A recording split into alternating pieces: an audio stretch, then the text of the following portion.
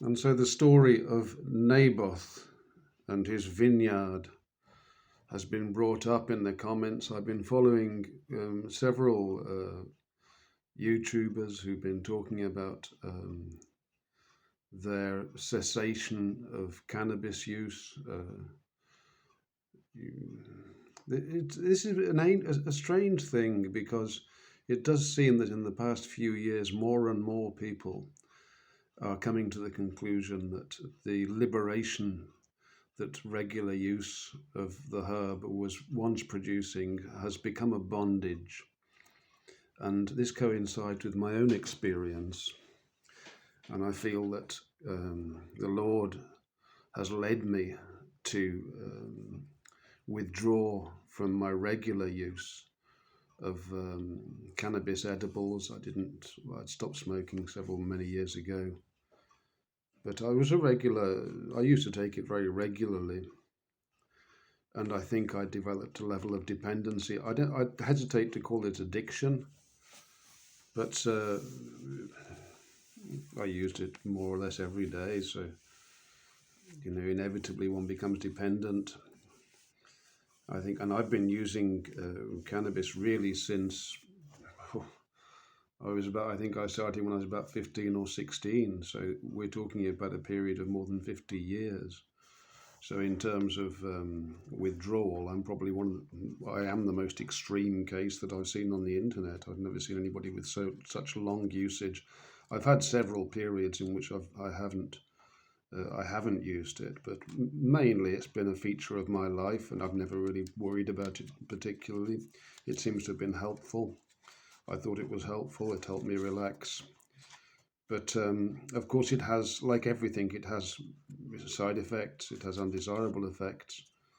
And also, I came to the Lord about 10 years ago, and I came to the point where I wanted to be, at least for a period, wholly dependent on the Word of God and not on any external support. And so leaving my dependency behind seemed to me to be an important thing.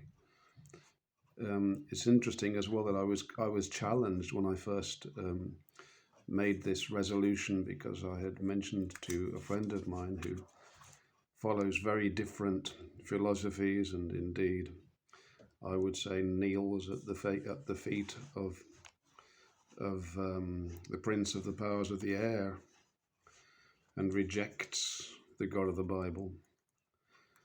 And when I had made this statement that I was going to reduce or eliminate my usage for a period, when I was asked a week later how it was going, I had to confess that I had relented, and I was simply cutting down, because I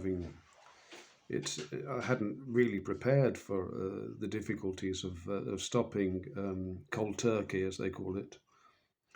And I was greeted with a rolling of the eyes, and this stung. And I thought, well, here is one of the prophets of the enemy, and I am standing for the Lord, and I cannot be shown in such a light. And I really resolved at that point that I was going to make good on my original intention, and I have done so now. This would be day 40, which would be the biblical fast, a 40-day fast, and it hasn't been entirely easy with such prolonged usage.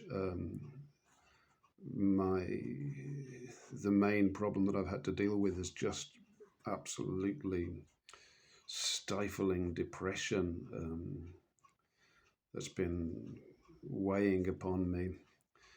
I've lost many motivations and many feelings of tranquility in my life. And people say, well, after a few days, after a week or so, you lose the dependency, it leaves your body. But in my experience, probably because of my long usage, has been different. And in fact, latterly, the past 4 or 5 days, the depression seems to have deepened. as I come more to terms with my sobriety.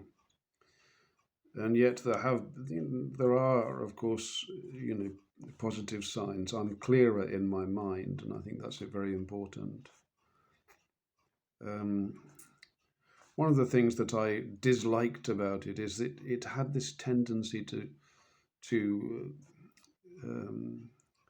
lead me into a world of vain imaginings, which I thought was not really godly, although my imaginings were not profane in themselves, but they seemed to be just vanity. And as a vain man, I think a reduction in vanity as far as possible is only a good thing. So whether I shall start again or try again, I haven't really decided. I'm leaving it open. I'm very pleased to have done a 40-day fast. I will probably proceed in that direction. I think one of the problems is that if having developed a dependency, I don't know whether I'm the sort of person or whether anybody is the sort of person that can just dip their toes back into the water without slipping right back in, as it were. This was my experience with tobacco. When I stopped smoking after a lifetime with tobacco dependency, it was the Lord that withdrew it from me. I didn't have to struggle at all. He just said, "You don't need it." I had a very clear voice, and I didn't. And I stopped smoking on that day. I never touched a cigarette again. And I know now I would not feel confident taking a single puff of a cigarette. And I haven't done for the past, I think it will be 7 years now. And I have no intention of doing so. I had thought about smoking a pipe, having reached the age at which a man can smoke a pipe. But again, I am concerned about my physical dependency. Now, I think tobacco is probably more addictive than marijuana. I think that can be claimed medically as well, although the addiction mechanism is different. But nonetheless, we have to be careful. I have to be careful, certainly. I'm not a strong-minded man. I don't think in some ways without the hand of the Lord, I'm nothing, and the Lord has led me in this direction, and I continue to walk in this path. So it's very interesting, and of course the effects of abstinence are mainly in the emotional sphere. Having got over so there's the dopamine, and there's the feelings of depression. But of course, why was it that at the age of 15 I started smoking at the time? Why did I take to it so readily? And was there some sort of an absence in my life that meant that it just filled a void? And I think there is something of that. And so a lot of past trauma is coming up with this prolonged abstinence, and the question that I'm asking myself is why I felt the need to be constantly in an altered state of consciousness throughout my life, as though my own natural consciousness were insufficient. Now, I have to temper that by considering also the benefits that it gave me, the deep insight that I believe it gave me, also as I began to study the Bible. The focus that cannabis use can give, the mental focus, is just tremendous. People who use it will know. It gives a tremendous ability to concentrate and to narrow the attention. And many things were revealed to me. And of course, I believe that our people have used hemp since biblical days. There's no question about the fact that hemp was grown very widely in Israel and in Albion. We have places like Hemel Hempstead and Hampstead Heath and many other places. There were huge plantations of hemp in this country. It was a staple crop, and it was used, of course, for making ropes and for making paper. And in Israel also, people say that the Bible was originally printed on paper made from hemp, and I think that's very likely. It's a wonderful plant. It's a weed. It grows very readily, and it has enormous health benefits also. And from what I'm able to understand, our people use this plant probably communally for festivities. They would burn it over a fire, and everybody would partake. It would be part of the incense which was burnt in temples, and so everybody who was present would be inebriated by the smoke with many other substances together. And I believe, I mean, I don't think it's 100%, but the idea that calamus or sweet calamus in the Bible would be the hemp plant, I think there's a certain amount of support for this. Cannabis, I think, is the original word, and I believe that it was certainly quite widely used in biblical times. And of course, one of my first really Bible teacher was a West Indian man with whom I'm still in close contact, and a very big cannabis advocate himself. And he ties everything in with the Bible and with the plant, which he considers to be sacred.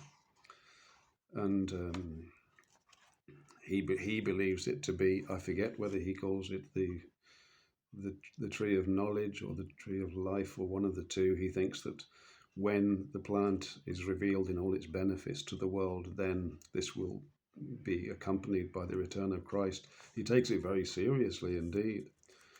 And one of the things that occurs when one stops using it regularly is the return of dreams, because it seems to suppress REM sleep, and so sleeping under the influence of cannabis tends to suppress dreams. You can't remember dreams, or perhaps you don't dream at all. And of course, dreams have a deep emotional effect on the psyche.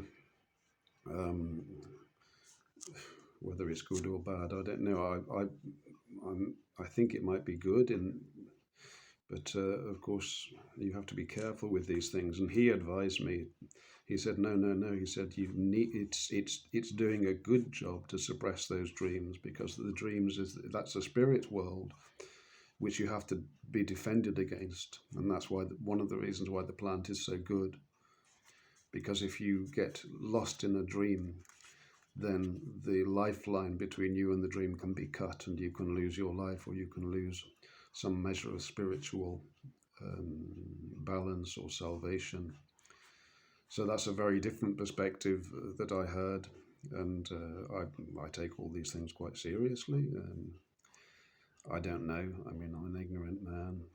I just have my own experience to base it on. But yeah, I think, back in the olden days, it was a rebellious thing to do. It's still illegal in this country to use cannabis, to possess cannabis. I think the law is fairly clear on it, but I don't know how.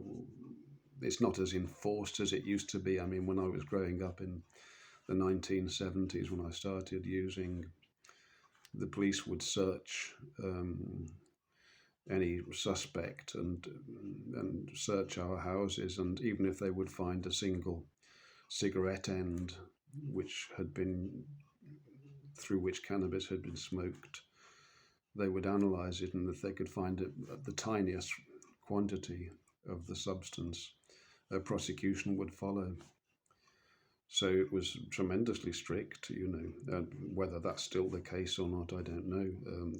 We have a strange situation, of course, because over the pond in America, in many states, it's perfectly legal, either for medicinal reasons, and the medicinal benefits are finally being recognized at last. I mean, there's no doubt that it has many medicinal benefits, and it's also been legalized for recreational use, I think, in many other states. And so its use is spreading greatly among young people. They don't perceive any problem with it.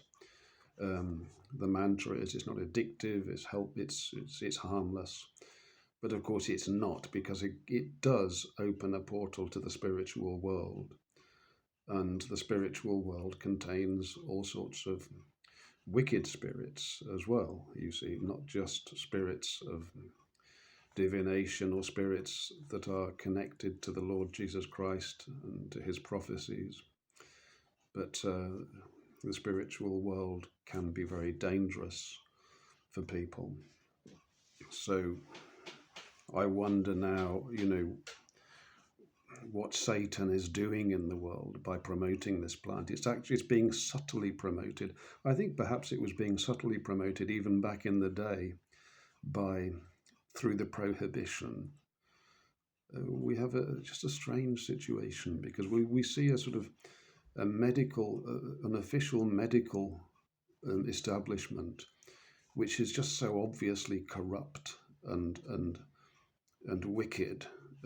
I heard somebody describing it recently, describing a hospital as temples of Baal, and I have to say I don't disagree.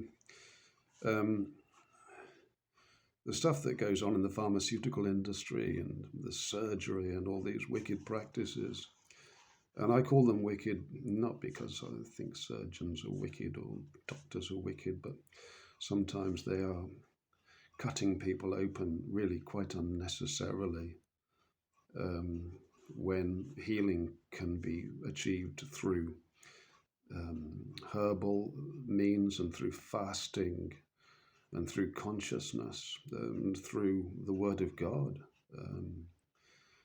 And yet people seem to be so devoted to their high priests in their white coats, and people are addicted to so many medicines, So I confess to using a small amount of cannabis, or having used a small amount of cannabis on a daily basis, but many people find that they're taking 7 or 8 different pills from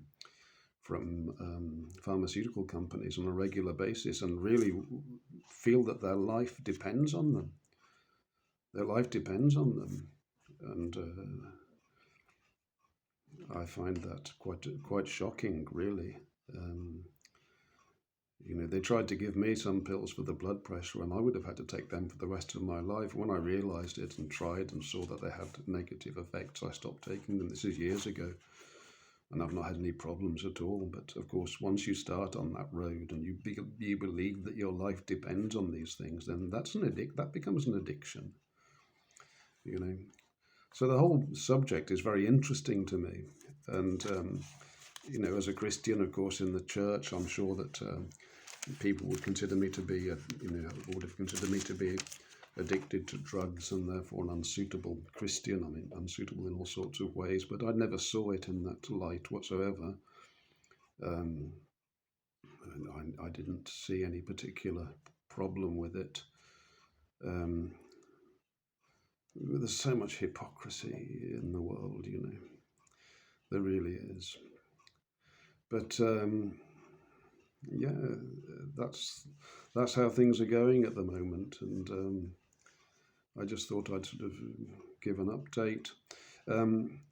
A gentleman again on the cessation forums was speaking about Naboth and his vineyard, and I thought that was a very interesting story to bring up, and I meditated about it.